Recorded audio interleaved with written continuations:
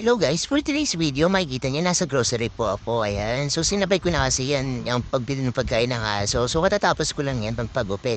So ayun na nga, pumawa ko ng malaking pushcart. So hindi pala pwedeng ilabas yung maliit na pushcart, kaya malaking pushcart na lang. And nahiari naman ako kung malaking pushcart ko pero kunti lang yung laman. And nag-ikot-ikot na lang din ako.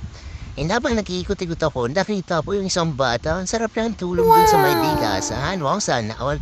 And then, dumiretso na ako dun sa bilihan ng mga hotdog kung saan nakalagay. And medyo marami na rin yung tao. So, ayan, nagmamadali na rin ako.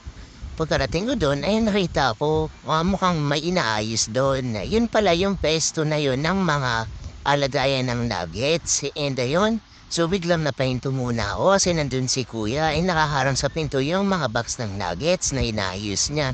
Na kumuha na rin po ako niyan. Ito yun na nga, tapos na ako kumuha nun. Ayan, nakita